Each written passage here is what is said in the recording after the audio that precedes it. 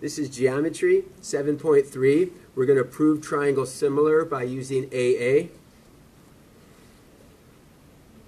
We've talked about before about how to prove polygon similar. And to prove polygon similar, we had to show corresponding angles congruent and corresponding sides proportional. That's what we had to do for any polygon in the past, to show that they were similar. But we have a shortcut. We can just focus on angles. If two angles of one triangle are congruent to two angles of another triangle, then the two triangles are similar to each other. So let's take a look. In this case, we know that angle K is congruent to angle Y. We also realize that angle J is congruent to angle X.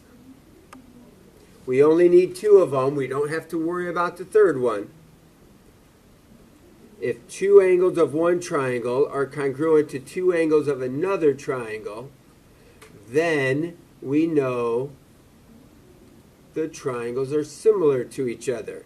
And the reason these triangles are similar, we call it angle-angle similarity.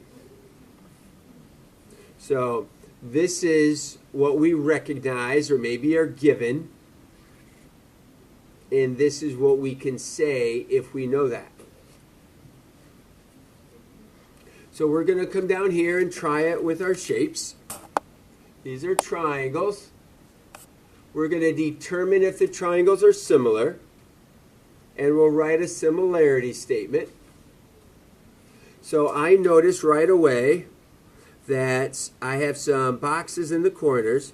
So angle B is congruent to angle E. I know that for sure. Now I'm looking at the other angles, and they're not the same. This is 68. That's 22. They're not the same number. So I don't have what I was hoping to have. I don't have two angles of one triangle congruent to two angles of another. But I'm only looking at two of the angles. Maybe this angle would be helpful. So we could calculate our missing angle. And when we do that, we say, wait, that was actually very beneficial. That was 22.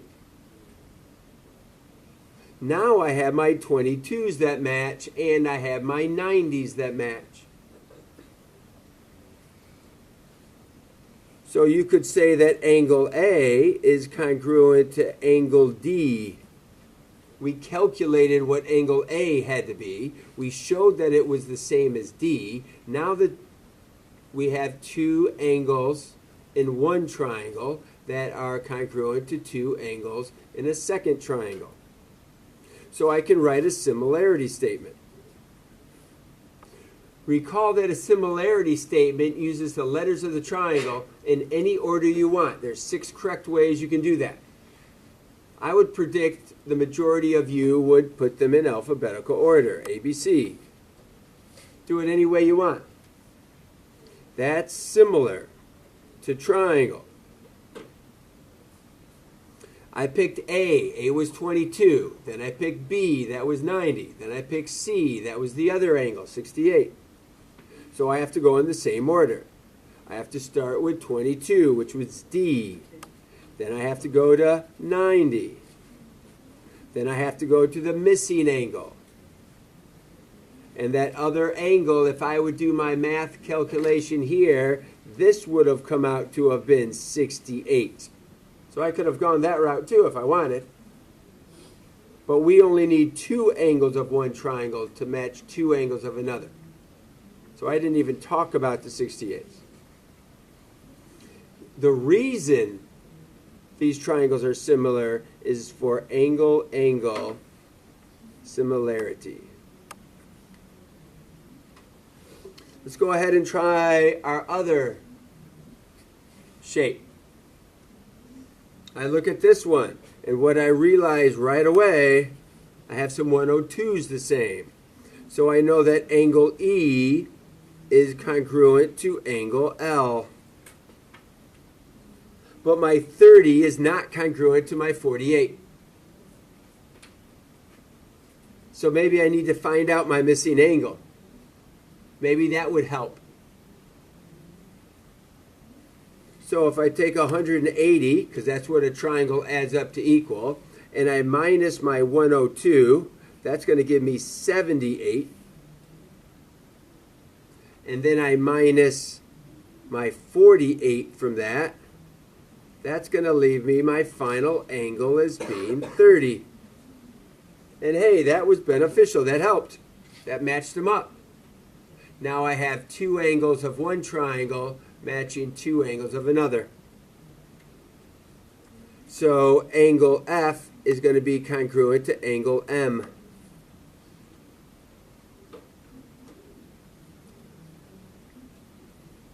Now I'm ready to write my similarity statement. I don't even have to worry about my third angle.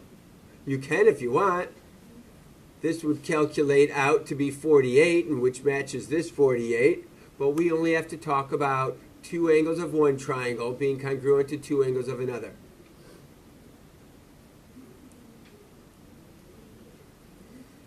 So name the first triangle any way that you want. Doesn't matter. FEG. Let's go that route. Your choice. There's 6 correct ways you could do that.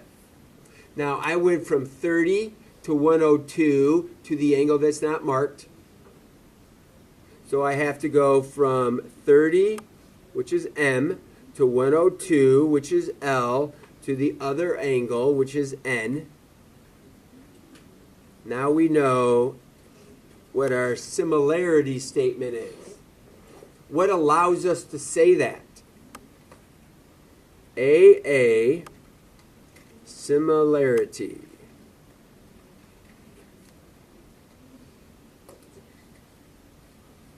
So notice that we're not looking at sides are proportional here.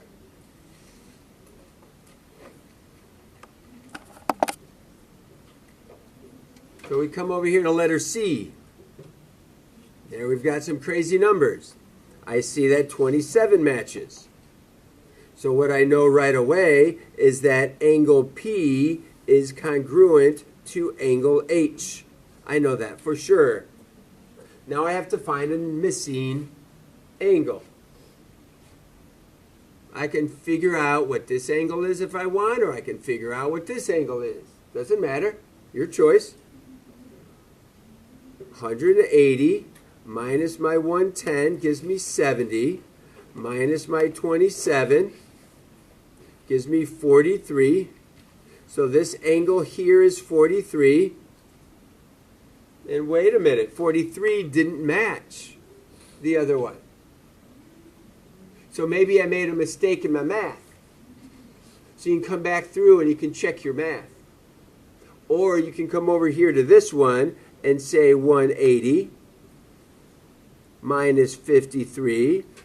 That's going to be 127 minus 27.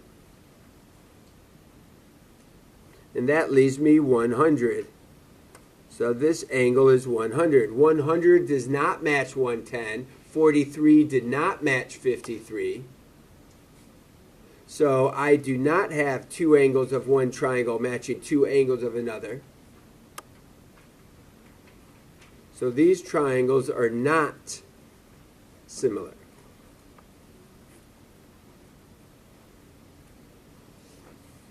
I don't have the requirement of two angles of one triangle congruent to two angles of another. I only had one pair of angles.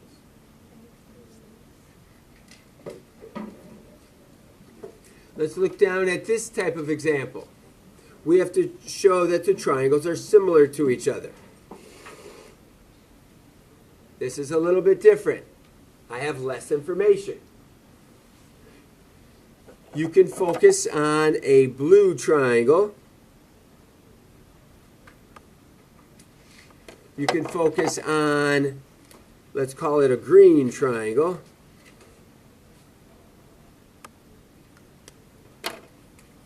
I know currently that angle, I got to name this angle right here. I can't call it T. One letter won't be sufficient. T is a whole bunch of different angles. So I have to use 3 letters to name that. RTV. Angle RTV is congruent to angle Q. And it's okay to use 1 letter there because it's the only angle that happens at this point. So I have 1 pair of angles that matches. Do we know of anything else that has to match?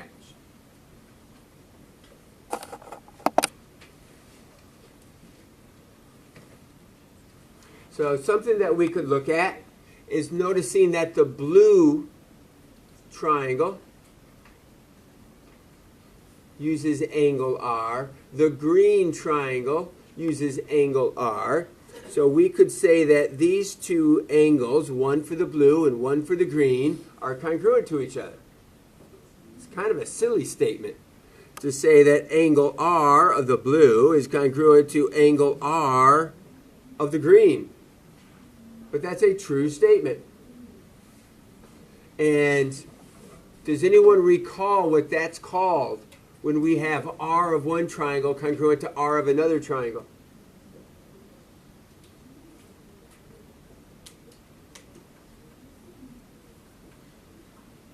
Reflexive POC. That's what would justify that those are congruent to each other. It is the same angle, but it's being used by the 2 different triangles. So now we have 2 angles of one triangle congruent to 2 angles of another triangle. So we have similar triangles. Triangle, name it any order you want. We'll go RTV is similar to triangle. I got to name it in the correct order, so I went with our reflexive angle, our 49, and the other. So in my green triangle, I'm going to go with the reflexive, the 49, and then our other. And that would be angle, angle, similarity.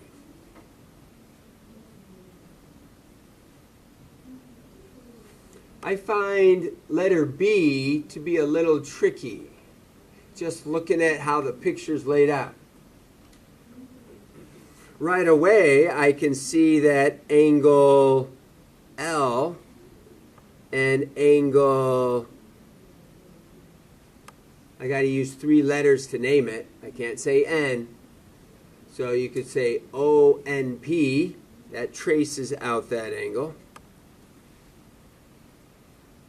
Those are congruent. What else do I know for sure? What else do you see is going on in this picture? We have the arrows. So we have parallel lines. Sometimes it helps to extend those lines and think about our parallel lines. We've done that type of thing before, for sure.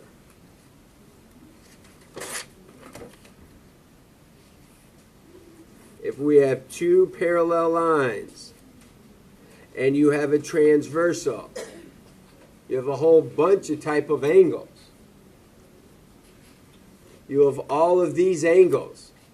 If 2 lines are parallel, then corresponding angles are congruent. These would be considered corresponding. You have alternate interior angles. This one and this one would be alternate interior angles. They make a zigzag. You have alternate exterior angles. and you actually have consecutive interior angles. And you have multiples of these in this picture. So it gets a little tricky. Some people might look at that as being your transversal. That line going through here connects the two, but we can't get the angles to match up. But if we go this way, you have your corresponding angles that are congruent. So we know that angle MNL, notice I used 3 letters to name it. Ask your questions. If you don't understand why we're using 3 letters, because if I just use the letter N, I don't know which of these angles that you're referring to when you say the letter N. So we have to trace out the correct angle, which is going from M to N to L. So we're sure to be talking about this angle. When I say angle P, I know exactly which angle you're talking about. There's only one angle that's happening at P.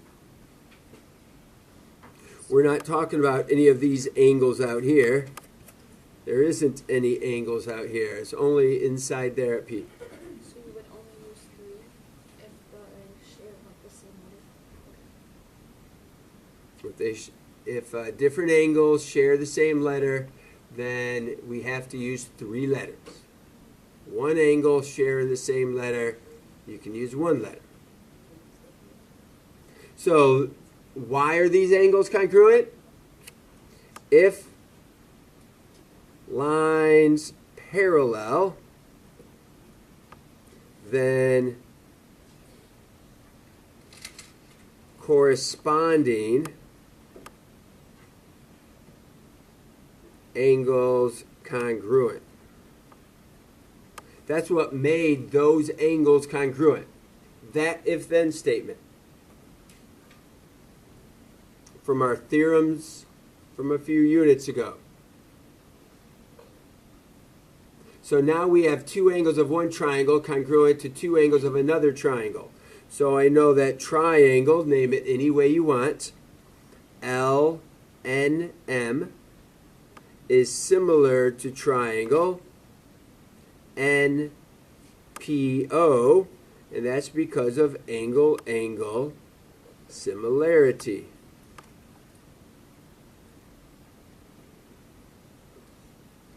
Questions about that? Okay, we'll move over to letter C. What do you notice? What are you trying to do? We're trying to show the triangles are similar to each other. To do that, we need 2 angles of one triangle to be congruent to 2 angles of another triangle. Well, it's really straightforward here. We have angle C congruent to angle F. Don't think many are going to miss that. But where's the next angle we can talk about? I don't have parallel lines, so I can't talk about that. I don't have any other numbers up there, any other tick marks, so I can't talk about that. I have a big X happening here. And that big X indicates that we have vertical angles being formed.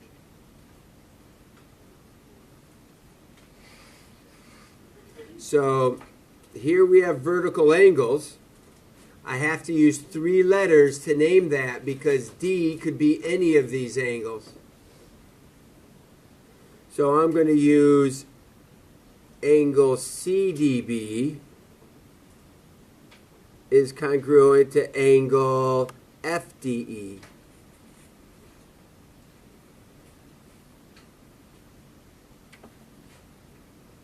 If vertical angles are, or if vertical angles, if you have vertical angles, if they are present, if vertical angles, then congruent angles. Then you know those angles are congruent. Vertical angles are congruent. We've got that. So we have two angles of one triangle congruent to two angles of a second triangle. So I know that triangle BCD is similar.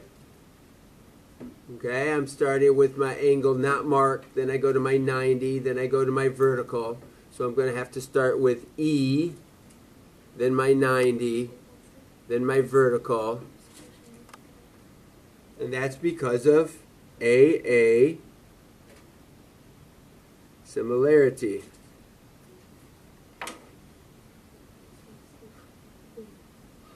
So you have to be creative on the different methods that you can find angles. Here we talked about vertical angles. Here we talked about parallel lines and corresponding angles. Here we talked about reflexive property. It would have been possible to talk about corresponding here if you wanted to discuss that these 49s made parallel lines. You could have gone that route. But reflexive saved you a few steps perhaps. In these, we had numbers and we were able to do the calculations to show that we had two angles that matched in each triangle. Okay, we're down at a lifeguard stand.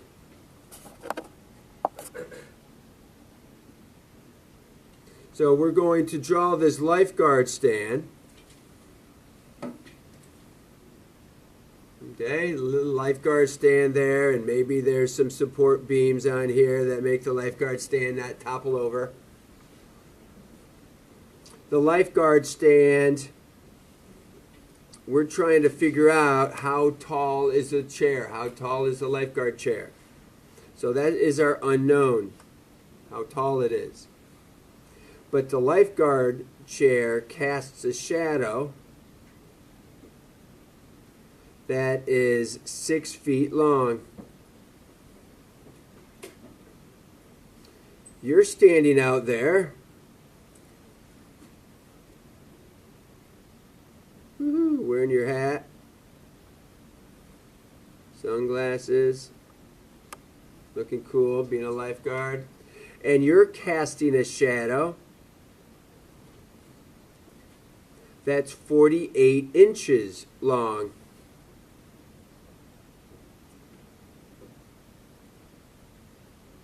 In this dimension, you are 6 feet 4 inches tall. All right.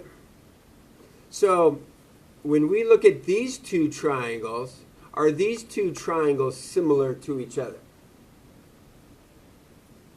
And it's got a different concept to it. Well, we know that a chair is supposed to be standing 90 degrees up. It's vertical. And we know a person typically stands 90 degrees up. When you're standing, you are vertical. So you've got a 90-degree angle. But we don't know about these other angles. Where are these other angles being made from? When the shadow is coming out from the height of the person or the height of the chair, that's all being related from the sun. And the sun is so far away that when we come in for our calculation, we would often say that those angles up to the sun is going to be the same. So the shadow is being cast at the same angle if you're at the same time. So here we have two angles of one triangle congruent to two angles of a second triangle. So I'm ready to start to try to solve for x. How am I going to use these numbers to help me solve for x?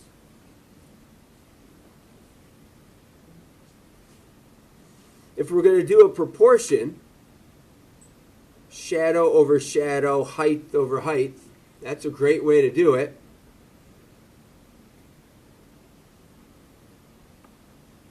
Shadow over shadow.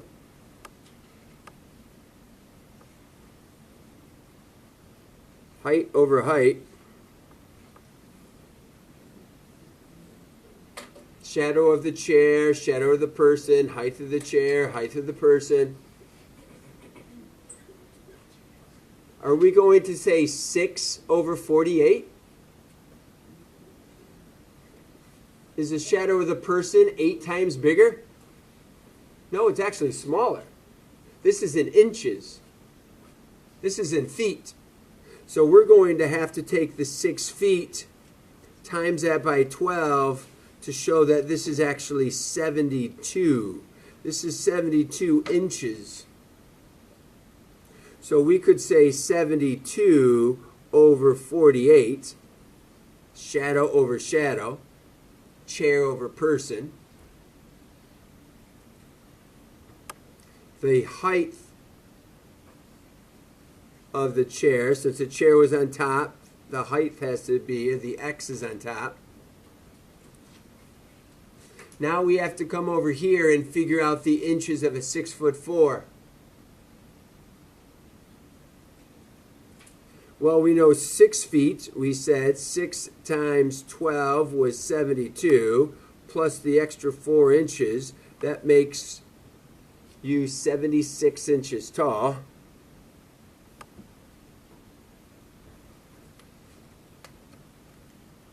So we can cross multiply.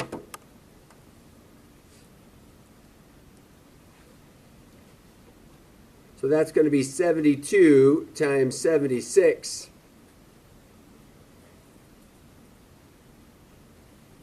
We're still dividing by 48 to get x by itself.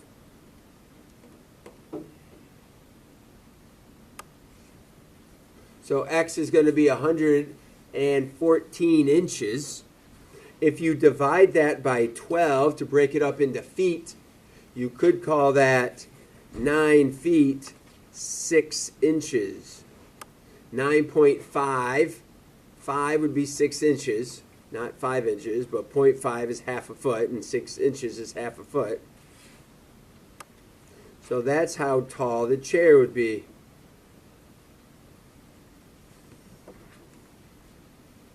We can do that again. How long is the shadow of the person? That is 4 feet tall. So we still have 72 and unknown. But if the person is 4 feet tall, 9 inches, that would be 4 times 12, which is 48, plus 9 inches, which is 57.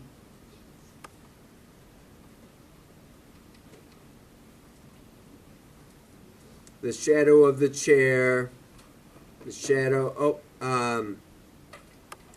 sorry, I think I put that in the wrong spot. How long is the shadow? Here, we're going to know what the height of the person is. The height of the person, we said, was 114 inches. Sorry, I put that in the wrong spot. So this is the shadow of the chair over the shadow of the person, but that's what we're trying to figure out. What is the shadow of the person? If the chair is our 114, which we calculated, let's keep the units the same, and the person is 57. So we could cross multiply. 72 times 57. No, 72 times 57.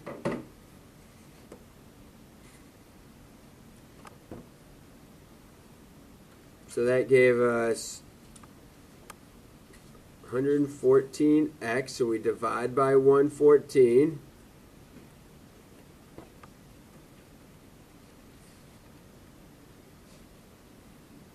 And we get 36.